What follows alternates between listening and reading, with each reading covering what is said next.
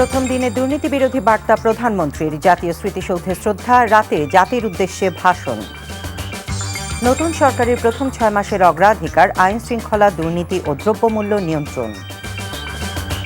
সংস্কার বাস্তবায়নে সরকার সিদ্ধান্ত না নিলে সংসদে বিরোধী দল ছেড়ে কথা বলবে না, ডাক্তার শফিক। পবিত্র রমজানের চাঁদ দেখা গেছে, আগামীকাল রোজা শুরু।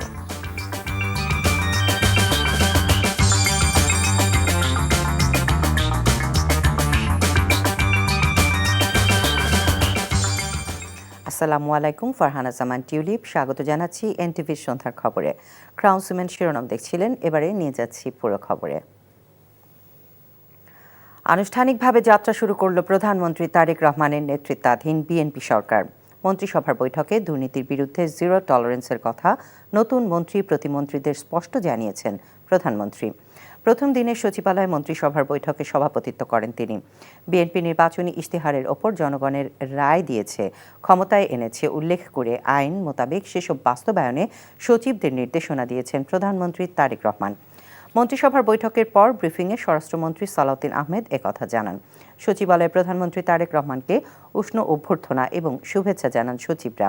এরপর দুপুর 3টায় 25 জন মন্ত্রী এবং 24 জন প্রতিমন্ত্রীকে নিয়ে বৈঠকে বসেন প্রধানমন্ত্রী। মন্ত্রণালয়গুলোকে দেন বিভিন্ন নির্দেশনা। জনগণের আকাঙ্ক্ষা পূরণে কাজ করার জন্য সচিবদের নির্দেশ দেন তিনি। ব্রিফিংয়ে স্বরাষ্ট্রমন্ত্রী সালাউদ্দিন আহমেদ বলেন, সচিবদের অতীত কর্মকাণ্ড নয়, প্রত্যেকের মেধাকে গুরুত্ব দেবে সরকার।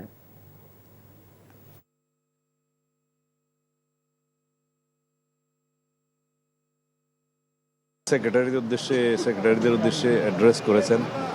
তাদেরকে তিনি বলেছেন যে জনগণ আমাদের ম্যানিফেস্টোর উপরে ম্যান্ডেট দিয়েছে, তো সুতরাং যেটা জনগণের ইচ্ছা, পিপুলস উইল প্রাধান্য পাবে। সরকারের সেই ম্যানিফেস্টো বাস্তবায়নের জন্য তারা আন্তরিক হবেন, সে আহ্বান জানিয়েছেন।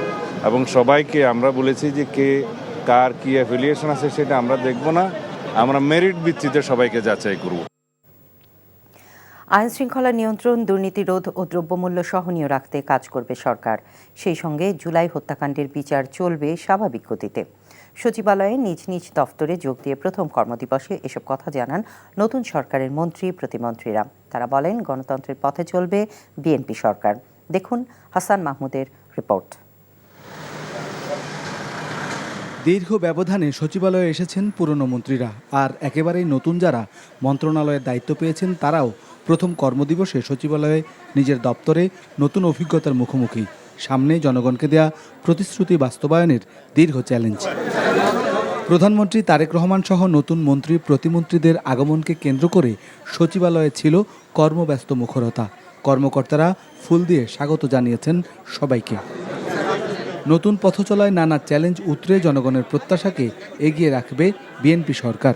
মানুষের প্রতি আমাদের যে দায়বোধ, সেই দায়বোধ আমরা মনে করি যে সরকার পরিচালনা করতে গিয়ে আমাদের মূল লক্ষ্যই থাকবে জনগণের সেবা করা। প্রাথমিকভাবে দ্রব্যমূল্য নিয়ন্ত্রণে রাখা, আইন শৃঙ্খলা পরিস্থিতি আরও উন্নত করা এবং সরবরাহ চেইন আর কি, সাপ্লাই চেইন ঠিক রাখা, আর বিদ্যুৎ এবং জ্বালানি সেক্টরে যাতে কোনো সমস্যা না হয়, গ্যাস এবং বিদ্যুতে, সেটার প্রতি লক্ষ্য রাখে। বাংলাদেশের মানুষের যে প্রত্যাশা, সেটা পরিবেশের দিক থেকে হোক, সেটা খাদ্য উৎপাদনের দিক থেকে হোক, সর্বদিক থেকেই আমাদের চেষ্টা থাকবে যেন মানুষের প্রত্যাশা পূরণ করতে পারে। আমাদের শিক্ষা ব্যবস্থাকে যুগ উপযোগী শিক্ষা ব্যবস্থা করতে হবে। আমাদের কম্পিট করতে হবে ওয়ার্ল্ড অন্যান্য কান্ট্রিগুলোর সাথে। গ্লোবাল ভিলেজে আমরা এই ব্যাকডেটেড কোনো এডুকেশন থাকতে পারবে না। জুলাই হত্যাকাণ্ডের বিচার স্বাভাবিকভাবেই চলমান থাকবে, আর রমজানে দ্রব্যমূল্য সহনীয় এবং সবসময় বাজার নিয়ন্ত্রণে রাখার প্রত্যয় মন্ত্রীদের। অর্থনীতির সুফল একটা কোনো প্যাট্রোনাইজ গ্রুপ, একটা পৃষ্ঠপোষকতার মাধ্যমে আমরা করতে পারি না। এই অর্থনীতির সুফল বাংলাদেশের প্রত্যেকটি নাগরিকের কাছে যেতে হবে। মানবতা বিরোধী অপরাধের যে বিষয়, আইন তার নিজস্ব গতিতে চলবে, আইন তার নিজস্ব গতিতে চলবে, আমরা সেভাবেই দেখব। তবে আইনের যদি কোনো অপব্যবহার হয়ে থাকে সেটাও আমরা দেখব। জরুরি যে সমস্যাগুলিতে আমরা অ্যাড্রেস করতে চাই, সেটা একটা সম্মানজনক জায়গাতে আনতে কমপক্ষে 180 দিন হলে সুবিধা হয়। সেই অনুযায়ী 180 দিনের একটা পরিকল্পনা আমাদের খসড়া আকারে তৈরি করা আছে। তবে নতুন মন্ত্রী প্রতিমন্ত্রীরা জানিয়েছেন দুর্নীতি কমিয়ে জনগণের সেবা প্রাপ্তিকে সহজ করতে চান তারা। এখনো দুর্নীতিমুক্ত হয়নি এবং সেগুলি ঠিক করার জন্য তো আমাদের চেষ্টা চলবে। দেশবাসীর যে প্রত্যাশা, সেই প্রত্যাশা এই গণতান্ত্রিক সরকারের কাছে অনেক বেশি। আমরা বেশ কিছু অ্যাপ্রোপ্রিয়েট প্ল্যানিং নিয়ে আগাচ্ছি এবং চেষ্টা করব আপনাদের সহযোগিতা চাই আমরা সার্বক্ষণিকভাবে। বন্ধ হয়েছে অনেক জায়গার শ্রমবাজার, সেখানে শ্রমবাজার ওপেন করার জন্য যদি প্রধানমন্ত্রী একটি সফর দেন মিডল ইস্টে, সেটা আমাদের জন্য একটা সম্ভাবনা, নতুন দ্বার উন্মোচন করতে পারে। মন্ত্রী প্রতিমন্ত্রীদের সরব উপস্থিতিতে দিনভর কর্মচঞ্চল ছিল সচিবালয়। Hasan Mahmud, NTV news, Dhaka. দায়িত্বভার গ্রহণের পর প্রথম কার্যদিবসে জাতীয় স্মৃতিসৌধে মহান মুক্তিযুদ্ধে আত্মোৎসর্গকারী বীর শহীদদের প্রতি শ্রদ্ধা জানিয়েছেন প্রধানমন্ত্রী তারেক রহমান। এ সময় মন্ত্রিপরিষদের সদস্যদের সঙ্গে নিয়ে আলাদাভাবেও শ্রদ্ধা জানান তিনি। পরে বাবা শহীদ রাষ্ট্রপতি জিয়াউর রহমান ও মা বেগম খালেদা জিয়ার কবর জিয়ারত করেন প্রধানমন্ত্রী। এ সময় মন্ত্রিপরিষদ সদস্যরা জানান, ব্যক্তি স্বার্থে নয়, জনগণের জন্য কাজ করবে সরকার। ইমরুল আহসানের রিপোর্ট। দেশের স্বাধীনতার জন্য অকাতরে যারা জীবন দিয়েছেন তাদের স্মরণ করতে দায়িত্ব নেওয়ার পরদিনই সাভারে জাতীয় স্মৃতিসৌধে প্রধানমন্ত্রী তারেক রহমান বিনম্র শ্রদ্ধা জানান ৭১-এর বীরদের প্রতি। রাষ্ট্রীয় সালাম জানায় সশস্ত্র বাহিনীর একটি চৌকস দল।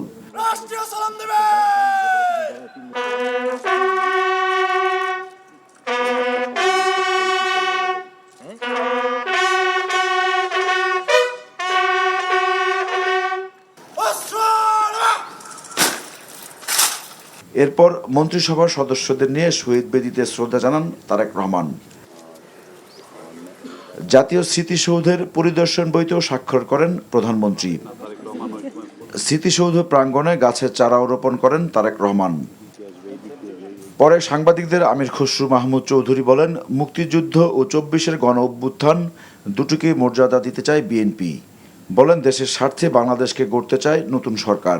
মুক্তিযুদ্ধ হচ্ছে দেশের জন্মের যুদ্ধ, আর ২৪ হচ্ছে আমাদের স্বৈরাচার নিপাতের করে একটি গণতান্ত্রিক অর্ডার ফিরিয়ে আনার যুদ্ধ। সুতরাং দুইটারই দুই ভ্যালু আছে, মূল্যবোধ আছে, তো দুটাকে রেসপেক্ট করতে হবে। তবে মুক্তিযুদ্ধের যার বিনিময়ে বাংলাদেশ হয়েছে, তো সেটা তো আমাদের প্রাথমিক দায়িত্ব। যে বাংলাদেশ আমরা যুদ্ধ করেছি সেটাকে গড়ে তুলতে হবে জনগণের স্বার্থে, দেশের স্বার্থে, কোনো ব্যক্তির স্বার্থে, গোষ্ঠীর স্বার্থে নাই। এটাই মূল্যবোধ। সাভার থেকে ফিরে শেরেবাংলা নগরে বাবা শহীদ রাষ্ট্রপতি জিয়াউর রহমান ও মা বেগম খালেদা জিয়ার কবর জিয়ারত করেন প্রধানমন্ত্রী তারেক রহমান। পরে মন্ত্রিসভার সদস্যদের নিয়ে আলাদা শ্রদ্ধা জানান তিনি। নতুন মন্ত্রীরা বলেন, জনগণের আকাঙ্ক্ষা পূরণে কাজ করতে চান তারা। প্রেসিডেন্ট জিয়া রহমান খাল খনন কর্মসূচি শুরু করেছিলেন এবং দেশে একটা বিপ্লব তিনি তৈরি করেছিলেন, যেটা স্বনির্ভর বাংলাদেশ গড়ে তোলা। ইনশাল্লাহ আগামী দিনে জনাব তারেক রহমানের নেতৃত্বে খাল খনন কর্মসূচির মাধ্যমেই আমরা যেন নতুন সে আন্দোলন গড়ে তুলতে পারি।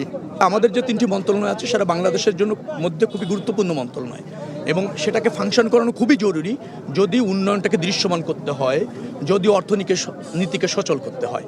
তো সেই বিবেচনায় আমাদের উপর সরকার প্রধান আস্থা রেখেছে। ডেফিনেটলি এই আস্থার মর্যাদা আমরা কর্মের মাধ্যমে এবং জবাবদিহিতার মাধ্যমে জনগণের কাছে প্রতিষ্ঠিত করতে সক্ষম হব। Imrul Ahsan, NTV news, Dhaka. রাতে জাতির উদ্দেশ্যে ভাষণ দেবেন নবনির্বাচিত প্রধানমন্ত্রী তারেক রহমান।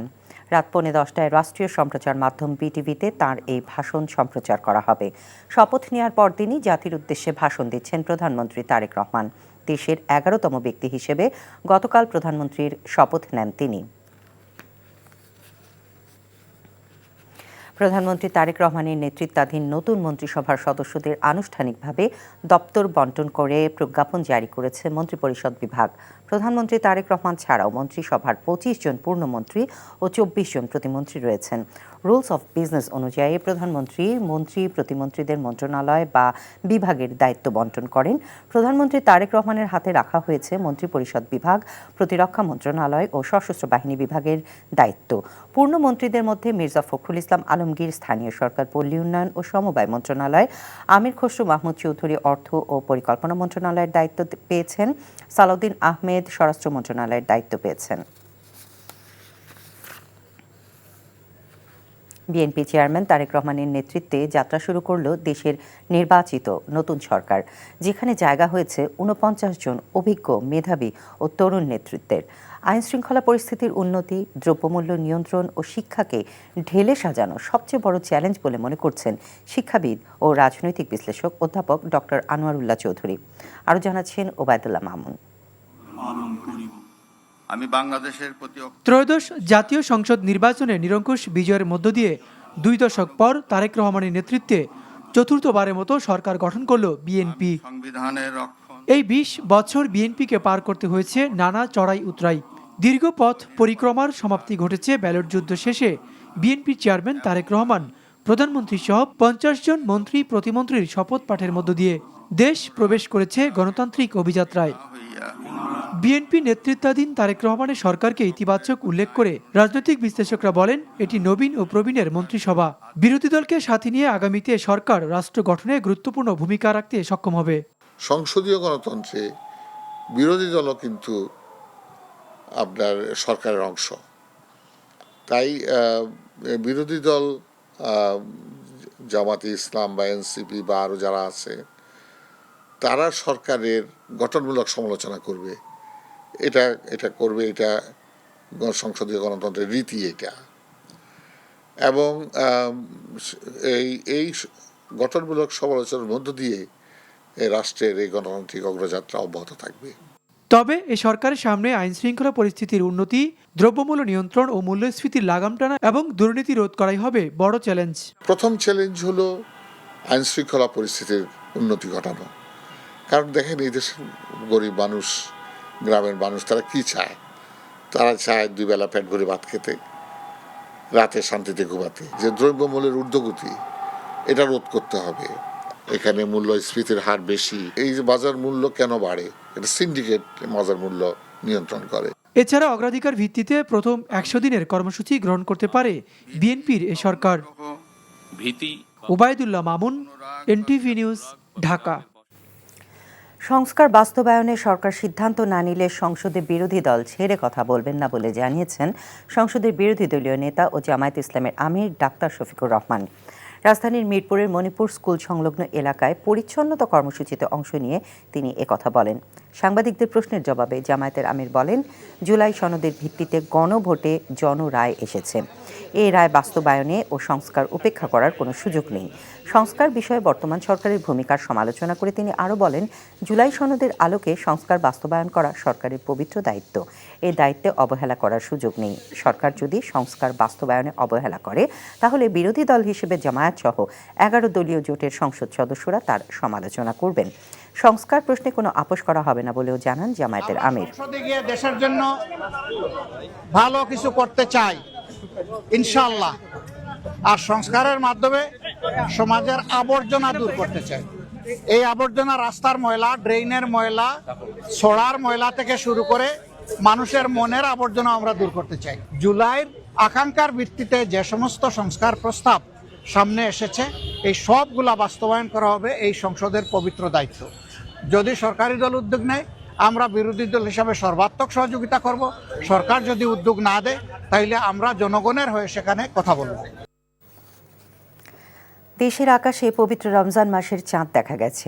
আগামীকাল বৃহস্পতিবার থেকে রোজা শুরু হবে। বায়তুল মোকাররম মসজিদে ইসলামিক ফাউন্ডেশন মিলনায়তনে জাতীয় চাঁদ দেখা কমিটির সভা থেকে এই ঘোষণা করা হয়। সভায় সভাপতিত্ব করেন ধর্মমন্ত্রী কাজী শাহ মোফাজ্জল হোসাইন কায়কোবাদ। এর আগে সৌদি আরবের সুপ্রিম কোর্ট মঙ্গলবার আনুষ্ঠানিকভাবে দেশটিতে রমজান মাসের চাঁদ দেখা যাওয়ার বিষয়টি নিশ্চিত করেছে। সৌদি আরবে আজ থেকে রোজা শুরু হয়েছে।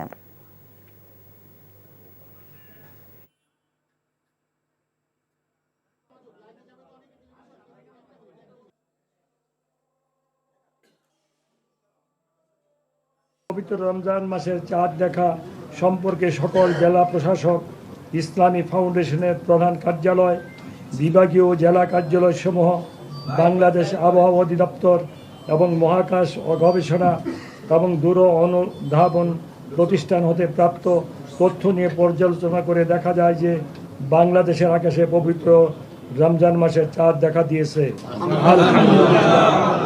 আমাদের সকলের ন্যাক আমল সহ কবুল করুক, আমাদের ন্যাক মকসুদকে পুরা করুক।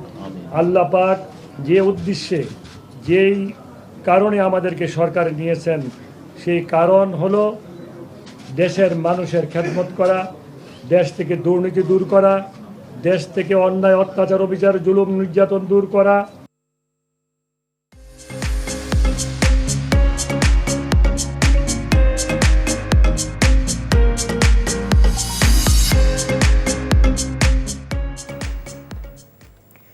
রমজান এলেই অস্থির হয়ে ওঠে নিত্যপণ্যের বাজার। এবারও তার ব্যতিক্রম নয়, বেড়েছে বেশ কয়েকটি ভোগ্যপণ্যের দাম। বিশেষ করে ইফতারের অন্যতম অনুষঙ্গ লেবুর দাম আকাশ ছোঁয়া। শসা ও বেগুনেও বাড়তি অস্বাভাবিক। পণ্যের সরবরাহ কম আর ক্রেতাদের অতিরিক্ত পণ্য কেনার প্রবণতার অজুহাত বিক্রেতাদের। বাজার সহনীয় রাখতে সরকারের সঠিক তদারকির দাবি ভোক্তাদের। আরাফাত ইসলামের রিপোর্ট। রোজাকে কেন্দ্র করে বেড়েছে ভোগ্যপণ্যের দাম। লেবুসহ কয়েকটি পণ্যের দাম যেন আকাশ ছুঁয়েছে এবার। রাজধানীর কারওয়ান বাজারে গিয়ে দেখা যায় পর্যাপ্ত সরবরাহ থাকার পরও বেড়েছে বেশ কিছু সবজির দাম। বেগুন 120 থেকে 140 টাকা, শসা 100 থেকে 140, আর কাঁচামরিচের কেজি 100 থেকে 120 টাকা। সবচেয়ে বেশি লেবুর দাম। আকার ভেদে হালিতে গুনতে হচ্ছে 150 টাকা পর্যন্ত। মানুষের চাহিদা বেশি। মানুষ যেখানে আপনার এক হালি লেবু সংগ্রহ করার কথা ছিল বা কেউ লেবু নিত না, তারও লেবুর দরকার হয়। যে এক হালি সংগ্রহ করার কথা সে 5 হালি সংগ্রহ করে। এই জন্য একটু সংকট দেখা দিচ্ছে, তো এই জন্য মালের দামটা বেশি। বেড়েছে মাংসের দামও। ব্রয়লারে 20 টাকা আর সোনালী মুরগিতে বেড়েছে 50 টাকা। কেজিতে 50 টাকা বেড়ে খাসির মাংস 1250 আর গরুর মাংস বিক্রি হচ্ছে 700 থেকে 800 টাকায়। 680 থেকে 700 টাকা কেজি আজকে দেশি মুরগির দাম। ব্রয়লার এখন আজকে বাজার হলো 200 থেকে 220 টাকা কেজি। তারপর সোনালী হলো আজকে 320 থেকে 350 টাকা কেজি আজকে বাজার।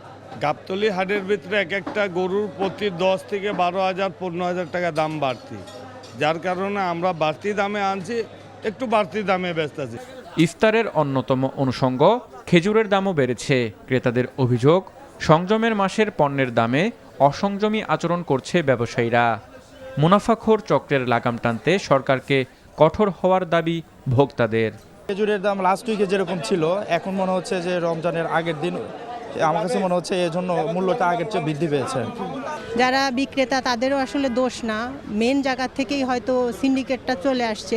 সরকারের প্রতি আহ্বান যাতে রমজান মাসে স্থিতিশীল থাকে এবং কম দাম থাকে, যাতে আমরা আমাদের মতন গরিব যারা সুন্দরভাবে কিনে খাইতে পারে। আরাফাত ইসলাম, এনটিভি নিউজ, ঢাকা।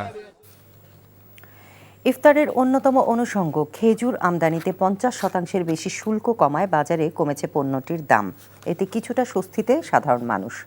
আমদানিকারকরা জানিয়েছেন খরচ কমায় এবার মধ্যপ্রাচ্য থেকে আমদানি হয়েছে পর্যাপ্ত পরিমাণ খেজুর। বাজারেও বেড়েছে খেজুরের সরবরাহ। বিক্রেতারা বলছেন গত বছরের তুলনায় বেশিরভাগ খেজুরের দামই কমেছে কেজিতে 20 থেকে 50 টাকা। সালিম মালিকের রিপোর্ট। রমজানে খেজুরের বাজারে সরবরাহ স্বাভাবিক রাখার পাশাপাশি দাম নিয়ন্ত্রণে গত ডিসেম্বরে আমদানিতে বড় শুল্ক ছাড় দেয় জাতীয় রাজস্ব বোর্ড এনবিআর। শুল্ক এক লাফে 25% থেকে কমিয়ে নির্ধারণ করা হয় 15%। এছাড়া চলতি অর্থ বছরের বাজেটে আমদানি পর্যায়ে অগ্রিম আয়কর 10% থেকে নামিয়ে 5% নির্ধারণ করা হয়। এমন কর ছাড়ে কম খরচে মধ্যপ্রাচ্য থেকে খেজুর আমদানি বেড়েছে। আমাদের এলসি করার কোনো সমস্যা হচ্ছে না, সাপ্লাই চেনও ভালো আছে।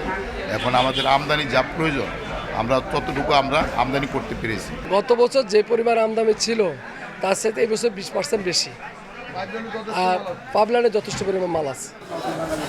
রাজধানীর বাদামতলীর আড়তদাররা বলছেন এবার খেজুরের সরবরাহ ভরপুর, রমজানে কোনো সংকট হবে না।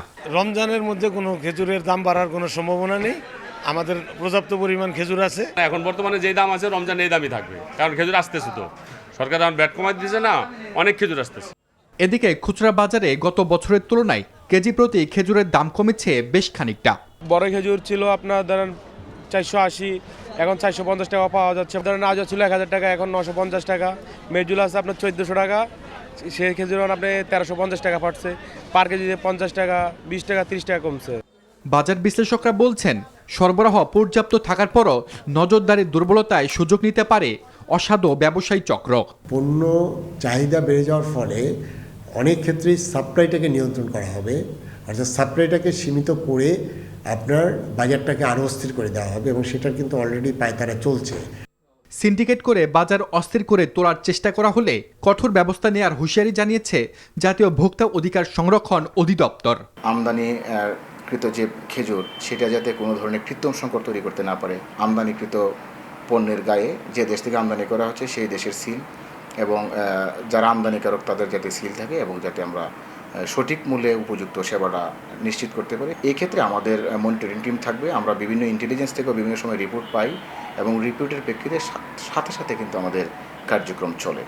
এইবারও এটার কোনো ব্যত্যয় হবে না। দেশে সারা বছর খেজুরের চাহিদা 1 লাখ টনের কাছাকাছি। এর মধ্যে রমজানি চাহিদা 60 থেকে 70 হাজার টন। সেলিম মালিক, এনটিভি নিউজ, ঢাকা। হঠাৎ করেই ঢাকায় এসেছেন 2014 বিশ্বকাপ জয়ী জার্মানির মিডফিল্ডার মেসুত ওজিল।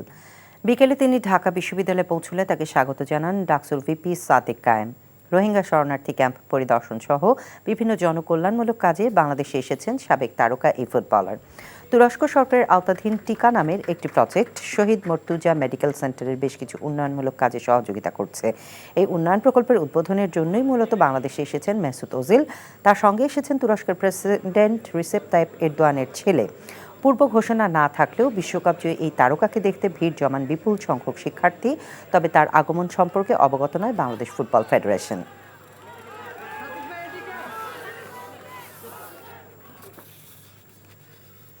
সাংবাদিকদের সমস্যা সমাধান ছাড়া গণমাধ্যমের উন্নয়ন কোনোভাবেই সম্ভব নয় বলে মন্তব্য করেছেন নবনিযুক্ত তথ্যমন্ত্রী জহিরুদ্দিন স্বপন। দুপুরে জাতীয় প্রেস ক্লাবে সাংবাদিকদের সঙ্গে সৌজন্য সাক্ষাৎ শেষে একথা বলেন তিনি। এ সময় গণমাধ্যমকে শক্তিশালী করতে স্বাধীন সাংবাদিকতার গুরুত্ব তুলে ধরেন তথ্যমন্ত্রী। প্রেস ক্লাব পরিদর্শনের সময় তথ্য সম্প্রচার প্রতিমন্ত্রী ইয়াসের খান চৌধুরীও উপস্থিত ছিলেন। এ সময় তাদের সাথে ছিলেন প্রেস ক্লাবের সভাপতি হাসান হাফিজ, ফেডারেল সাংবাদিক ইউনিয়নের মহাসচিব কাদের গনি চৌধুরী সহ সিনিয়র সাংবাদিকরা।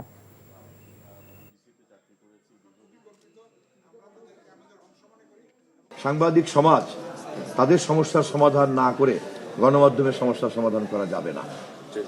অতএব সেই সমস্যার সমাধানকেই আমাদের এই মন্ত্রণালয়ের এবং এই সরকারের আমাদের নেতা দেশনায়ক তারেক রহমানের ঘোষিত যে 31 দফা কর্মসূচি তার মধ্যে যে গণমাধ্যমের স্বাধীনতার কথা বলা আছে, আমরা সেই আলোকে আমাদের কর্মকৌশল এবং কর্মপরিকল্পনা আপনাদের সামনে শিগগিরই হাজির করব।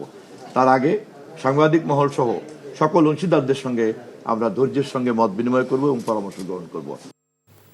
জুলাই জাতীয় সনদ অবৈধ ও সংবিধানের সঙ্গে সাংঘর্ষিক ঘোষণার নির্দেশনা চেয়ে রিট দায়ের করা হয়েছে। রিটে জুলাই জাতীয় সনদের কার্যকারিতা স্থগিত চাওয়া হয়েছে। আজ সুপ্রিম কোর্টের আইনজীবী অ্যাডভোকেট ইউনুস আলী আখন্দ জনস্বার্থে এই রিট দায়ের করেন। মন্ত্রিপরিষদ সচিব, আইন সচিব, জাতীয় ঐকমত্য কমিশন, প্রধান নির্বাচন কমিশনার সহ সংশ্লিষ্টদের রিটে বিবাদী করা হয়েছে। আগামী সপ্তাহে বিচারপতি রাজিক আল জলিলের নেতৃত্বাধীন হাইকোর্ট বেঞ্চে রিট আবেদনটির ওপর শুনানি হতে পারে বলে জানান আইনজীবী। এদিকে গত 12 ফেব্রুয়ারি অনুষ্ঠিত হওয়া গণভোটের বৈধতা চ্যালেঞ্জ ও 13 ফেব্রুয়ারি গণভোটের ফল বাতিল চেয়ে মঙ্গলবার হাইকোর্টে রিট দায়ের করা হয়। সুপ্রিম কোর্টের আইনজীবী ABM আতাউল মজিদ তৌহিদ জনস্বার্থে এই রিট দায়ের করেন। নোয়াখালী জেলা আওয়ামী লীগ কার্যালয়ে তালা ভেঙে ভেতরে প্রবেশের পর প্রধান ফটকে মিছিল করেছে কার্যক্রম নিষিদ্ধ দলটির কয়েকজন নেতাকর্মী। এই ঘটনায় 5 জনকে আটক করেছে পুলিশ। পুনরায় তালা লাগিয়ে দেওয়া হয় কার্যালয়ে। সকালে শহরের মাইজদিতে প্রধান সড়কের পাশে আওয়ামী লীগ কার্যালয়ে এই ঘটনা ঘটে। পুলিশ ও এলাকাবাসী জানায়, নিষিদ্ধ ছাত্রলীগ ও যুবলীগের কয়েকজন কর্মী দলীয় কার্যালয়ের সামনে জড়ো হন। এক পর্যায়ে তারা তালা ভেঙে ভেতরে প্রবেশ করেন। পরে প্রধান ফটকের সামনে স্লোগান দিতে থাকেন। খবর পেয়ে পুলিশ গিয়ে সেখানে ঝুলিয়ে রাখা ব্যানারটি অপসারণ করে। এই সময় আটক করা হয় নিষিদ্ধ ঘোষিত ছাত্রলীগ ও যুবলীগের 5 নেতাকর্মীকে। এদিকে ফেসিস্ট আওয়ামী লীগ সরকারের পতনের পর থেকে বন্ধ থাকা দলটির কার্যালয়ে নেতাকর্মীদের হঠাৎ প্রবেশের ঘটনায় আগামীকাল বিকেলে মাইজদিতে বিক্ষোভ মিছিলের ডাক দিয়েছে জুলাই ঐক্য। পবিত্র রমজান মাসে দ্রব্যমূল্য নিয়ন্ত্রণে রাখতে সরকারকে কঠোর হওয়ার আহ্বান জানিয়েছেন ইসলামী ছাত্র শিবিরের সভাপতি নুরুল ইসলাম সাদ্দাম। দুপুরে পবিত্র রমজান উপলক্ষে আয়োজিত বর্ণাঢ্য র্যালি পরবর্তী সমাবেশে তিনি এ আহ্বান জানান। বলেন, রমজান মাসে বাজারে কৃত্রিম সংকট সৃষ্টি করে যাতে কেউ অতিরিক্ত মুনাফা করতে না পারে, সেই জন্য মজুতদারদের বিরুদ্ধে যথাযথ কঠোর ব্যবস্থা গ্রহণ করতে হবে।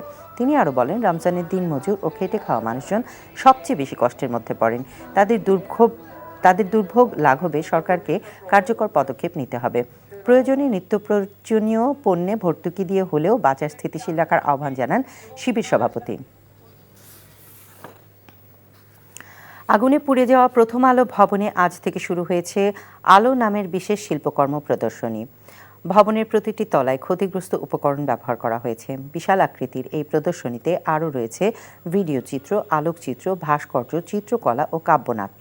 পুড়ে যাওয়া ধ্বংসস্তূপকে কাজে লাগিয়ে শিল্পের কল্পনায় সাজিয়েছেন শিল্পী মাহবুবুর রহমান।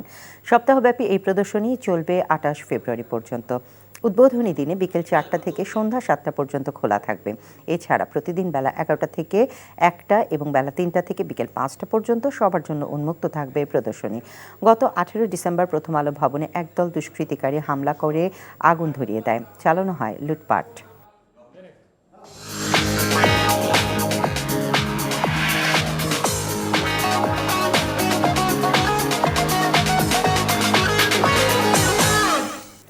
মার্কেন্টাইল ব্যাংক অর্থনীতির খবর। ফের কমেছে স্বর্ণের দাম। ভরি প্রতি সর্বোচ্চ ৩,২৬৬ টাকা পর্যন্ত দাম কমানোর সিদ্ধান্ত নিয়েছে বাংলাদেশ জুয়েলার্স সমিতি বাজুস। এতে করে ২২ ক্যারেটের স্বর্ণের ভরি 2,55,৫৫৮ টাকায় নেমে এসেছে, যা গতকাল পর্যন্ত ছিল 2,58,০০০ টাকা।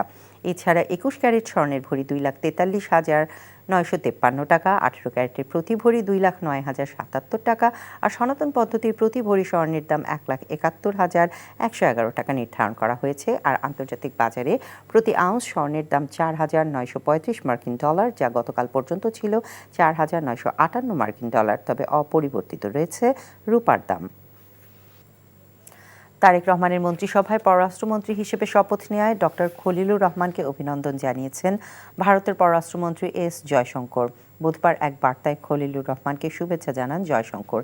এ সময় দুই দেশের দ্বিপক্ষীয় সম্পর্ক শক্তিশালী করার ব্যাপারে আশাবাদ ব্যক্ত করেন তিনি। বাংলাদেশে ভারতের পারস্পরিক উন্নতি ও সমৃদ্ধির জন্য একসাথে কাজ করার ইচ্ছাও প্রকাশ করেন ভারতের পররাষ্ট্রমন্ত্রী। ঢাকার সাথে কূটনৈতিক সম্পর্ক বজায় রাখা ও প্রধান প্রধান সেক্টরে সহযোগিতা চালিয়ে যাওয়ার আকাঙ্ক্ষাও ব্যক্ত করেন তিনি।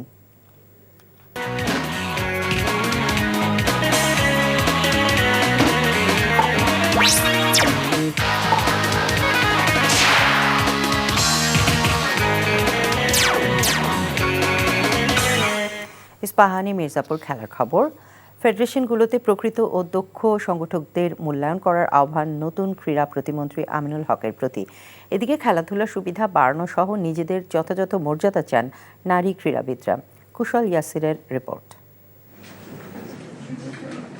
শেষ ২ বছরে এক মন্ত্রী ২ জন উপদেষ্টা পেয়েছে ক্রীড়া মন্ত্রণালয়, তবে অবহেলিতই থেকে গেছে দেশের ক্রীড়াঙ্গন।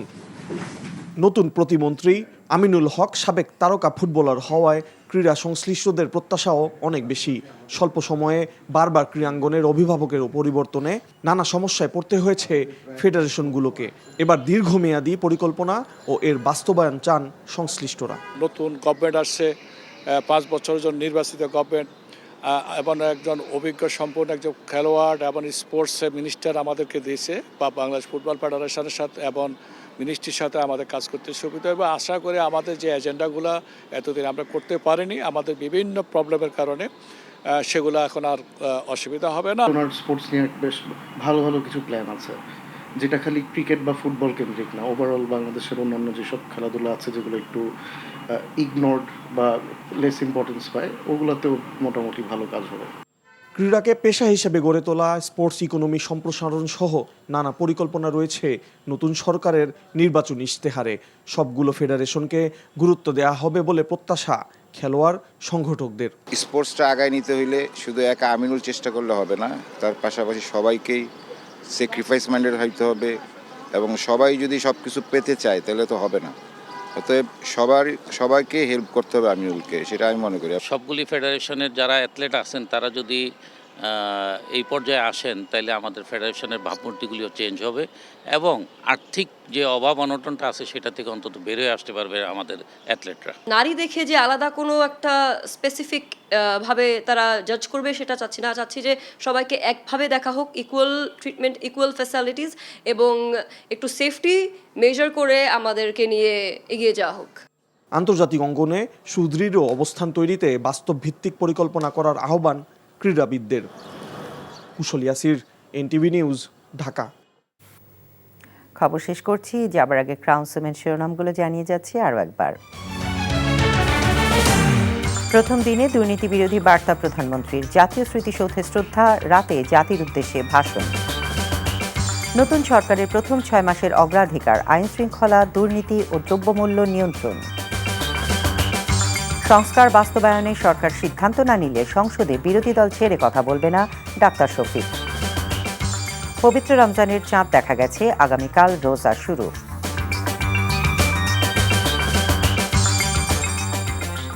এই ছিল সন্ধ্যার খবরে। এই খবরের ভিডিও সহ আপডেট জানতে ভিজিট করুন এনটিভি অনলাইন www.ntvbd.com। এছাড়াও এনটিভির জনপ্রিয় সব অনুষ্ঠান ও খবরের আপডেট জানতে ভিজিট করুন আমাদের ইউটিউব ও ভেরিফাইড ফেসবুক পেজে। রাত 10:30টায় রাতের খবর দেখার আমন্ত্রণ রইল। ধন্যবাদ সবাইকে।